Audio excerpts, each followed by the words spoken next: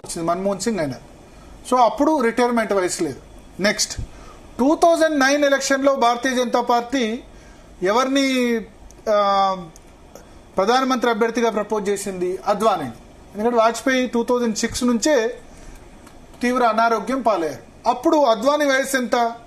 1927 November 8న Advani పుట్టారు. అంటే ఎంత? 82 సంవత్సరాలు. ఇప్పుడు అద్వానీ వయసు 98 సంవత్సరాలు. ఓకే. సో అద్వానీ వయసు అప్పుడు ప్రధానమంత్రి అభ్యర్థిగా 2009లో ప్రొజెక్ట్ చేసినప్పుడు కూడా 82 సంవత్సరాలు. కానీ అంటే బీజేపీలో అప్పటి వరకు కూడా రిటైర్మెంట్ ఏజ్ అంటూ ఏది లేదని నేను ఎగ్జాంపుల్ చెప్తున్నాను. వాజ్పేయికి అప్పుడు లేకుండా అద్వానీ జమాన్ లేదు. కానీ 2014లో ఎప్పుడైతే నరేంద్ర మోడీకి 281 సీట్లు సొంతంగా వచ్చాయో ఆయన అప్పుడు అద్వానీ మీకు అహ్మదాబాద్ నుంచి ఎంపీగా గెలిచారు. సో అద్వానీ వయసు ఎంత అప్పుడు? 87 ఇయర్స్. 1927లో పుట్టిన సంవత్సరం అంటే 87 సంవత్సరం. మురళీ మనోహర్ జోషి ఆయన ఎలక్షన్ మధ్యలోనే పూర్తి మెజార్టీ మాకు రాదేమో, నరేంద్ర మోడీకి పాపులారిటీ ఉందంటే నేను ఒప్పుకోనని కామెంట్ చేశారు. ఆయన అలహాబాద్ నుంచి గెలిచారు. సో వీళ్ళిద్దరిని నరేంద్ర మోడీ మంత్రివర్గంలో అన్నా తీసుకోవాలి. వాజ్పేయి సమయంలో ఉప ప్రధాని చేశారు అద్వానీ. లేదా మంత్రివర్గంలో తీసుకోకుండా పార్టీలో అత్యున్నత నిర్ణాయక మండలి పార్లమెంటరీ బోర్డు అధ్యక్షుడేమో అప్పుడు రాజ్నాథ్ సింగ్. సో పార్లమెంటరీ బోర్డులో వాళ్ళిద్దరున్న ఇబ్బందే. ఎందుకంటే వాళ్ళు అద్వానీ నరేంద్ర మోడీని ప్రధానమంత్రి అభ్యర్థి ప్రకటిస్తే రాజీనామా చేశారు పార్టీకి. ఇప్పుడు మన రాజాసింగ్ రాజీనామా చేశారు అంటున్నారు కదా. రాజాసింగ్దే ఇండిసిప్లిన్ అవుతే అద్వానీ లాంటి వ్యక్తి ఉప ప్రధాని చేసిన వ్యక్తి నరేంద్ర మోడీని ప్రధాని అభ్యర్థిగా బీజేపీ ప్రకటిస్తే ప్రధాన అభ్యర్థి కంటే ముందు క్యాంపెయిన్ కమిటీ చీఫ్ అని అనౌన్స్ చేసి, అంటే ప్రచార విభాగం అని ఇండైరెక్ట్ గా సంఘ్ చెప్పింది మూడోసారి అధికారంలోకి రావడం.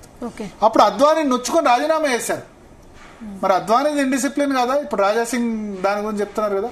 సో అద్వానీ రాజీనామా చేస్తే ఆ తర్వాత బుజ్జగిస్తే ఆయన రాజీనామా విడ్రా చేసుకున్నారు. సేమ్ అంటే రాజాసింగ్ లాంటి ఇమ్మెచ్యూరిటీ పర్సన్ రాజీనామా చేసినప్పుడు అద్వానీ ఉప ప్రధాని చేసి మొత్తం తన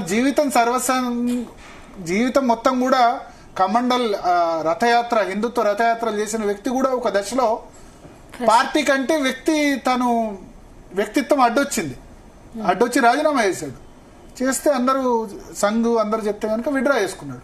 కానీ అప్పుడు ఎంపీగా ఎలక్టెడ్. సో అద్వానీని మురళీ మనోహర్ జోషిని పక్కన పెట్టేందుకు నరేంద్ర మోడీ ఒక నిబంధన తీసుకొచ్చారు. అదేంటంటే 70 సంవత్సరాలు దాటిన వ్యక్తులకి పార్టీలో ప్రభుత్వంలో ఎటువంటి పదవులు ఉండకూడదు, పార్టీలో ప్రభుత్వంలో రెండిట్లో అని చెప్పి అద్వానీని మురళీ మనోహర్ జోషిని క్యాబినెట్ లోకి తీసుకోలేదు. సరే అద్వానీ అంటే క్యాబినెట్ లో వాజ్పేయి క్యాబినెట్ లో తీసుకున్న వ్యక్తి, ఉప ప్రధాని, నరేంద్ర మోడీ కింద శిష్యుడి కింద పనిచేస్తానని ఒప్పుకోలేదు. మురళీ మనోహర్ జోషిని తీసుకోవచ్చు కానీ ఆయన కూడా తీసుకోలేదు, క్యాబినెట్ లో తీసుకోలేదు. ప్లస్ పార్లమెంటరీ బోర్డులో కూడా తీసుకోకుండా ఒకటి పెట్టారు, మార్గదర్శక్ మండల్ అని పెట్టారు. అంటే అద్వానీ మురళీ, ఆ మార్గదర్శక మండలిలో 4 సభ్యులు, అద్వానీ, మురళీ మనోహర్ జోషి, రాజ్నాథ్ సింగ్, మోడీ, 4 మాత్రం ఉంటారు.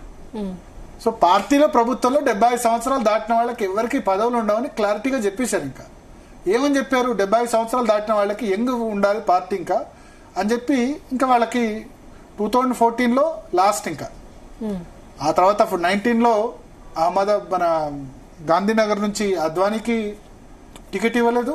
అంటే ఆయన అమిత్ షా కంటెస్ట్ చేశారు 2019లో. మురళీ మనోహర్ జోషి కూడా టికెట్ ఇవ్వలేదు. సో అప్పుడు వాళ్ళిద్దరిని తప్పించడానికి 75 ఏళ్ల నిబంధన తీసుకొచ్చారు. ఈ 75 ఏళ్ల నిబంధన కారణంగా కొద్ది కాలం కల్రాజ్ మిశ్రా, క్యాబినెట్ లో కల్రాజ్ మిశ్రా 76 ఇయర్స్ తర్వాత కొంత రోజుల తర్వాత ఆయన్ని రాజీనామా చేశారు. నజ్మా హెప్తుల్లా, ఇట్లా 75 ఏళ్ళు దాటిన వాళ్ళందరినీ గవర్నర్లుగా పంపించేశారు చాలా మంది. యడ్యూరప్ప కూడా 2019లో 70 సంవత్సరాలు దాటిన తర్వాత ఒక సంవత్సరం తర్వాత ఆయన్ని కూడా 75 ఇయర్స్ దాటాయని చెప్పి రాజీనామా చేశారు. ఇప్పుడు నరేంద్ర మోడీకి అప్పుడు 64 సంవత్సరాలు. ఇప్పుడు ఈ 2025 సెప్టెంబర్ 17వ తేదీన నరేంద్ర మోడీకి 75 సంవత్సరాలు నిండబోతున్నాయి. సో ఆయన పెట్టిన నిబంధన ఇప్పుడు ఆయనకే వర్తిస్తుందా లేదా? పార్టీ ఫస్టా,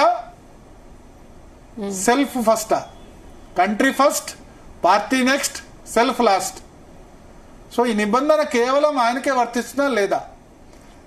ఇప్పుడు ఆర్ఎస్ఎస్ చీఫ్ పదే పదే ఆయన వ్యక్తులు ఈ 70 సంవత్సరాలు ఎందుకు గుర్తు చేశారంటే RSS chief Mohan Bhagwat Bharatiya Janata party function మీద గత సంవత్సరంన్నర 1.5 2 years గా చాలా తీవ్ర విభేదాలు ఉన్నాయి.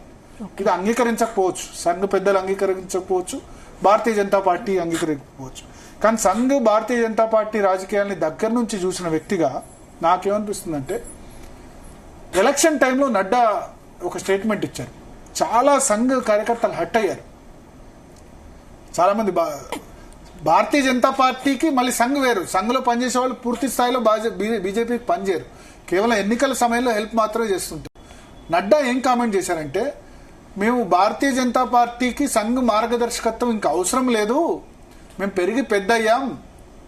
అంటే రాష్ట్రీయ స్వయం సేవక్ సంఘ్లో చాలా విభాగాలు ఉన్నాయి. ఏబీవీపీ అఖిల భారతీయ విద్యార్థి పరిషత్, బజరంగ దళ్, విహెచ్పి విశ్వ హిందూ పరిషత్, ఇట్లా వనవాసి కళ్యాణ్ ఆశ్రమ్, రాష్ట్రీయ సేవక దళ్, చాలా చాలా సాహిత్య నికేతన్, అందరికీ తెలిసిన చాలా మంది RSS political wing Bharatiya Janata party. So Nadda అంత పెద్ద స్టేట్మెంట్ ఇవ్వడంతో ఆర్ఎస్ఎస్ కార్యకర్తలు కూడా హాఫ్ హార్టెడ్గా మన అవసరం లేదు కదా, ఆర్ఎస్ఎస్ అవసరం లేదంటారు కదా అంటే బీజేపీకి 240 సీట్లు వచ్చాయి. మరి పూర్తి స్థాయిలో పనిచేయలేదు. ఆ స్టేట్మెంట్ చాలా మంది దెబ్బతీసింది నడ్డా స్టేట్మెంట్. మళ్ళీ హర్యానా మహారాష్ట్రలో సంఘ్ పనిచేయమంటే పనిచేస్తే రిజల్ట్ ఏ విధంగా వచ్చింది చూసారా? అదే పార్లమెంట్ ఎలక్షన్ లో ఓడిపోయిన హర్యానాలో మహారాష్ట్రలో మోడీ పూర్తిగా ప్రచారం చేయకుండా సంఘ కార్యకర్తల పవర్ ఏందో చూపించారు. అబ్సల్యూట్ మెజారిటీ భారతీయ జనతా పార్టీకి మొత్తం ట్రెండ్ టర్న్ అయిపోయింది. సో 1.5 2 years గా విభేదాలు ఉన్నాయి. ఇప్పుడు మోహన్ భగవత్ ఏమన్నారంటే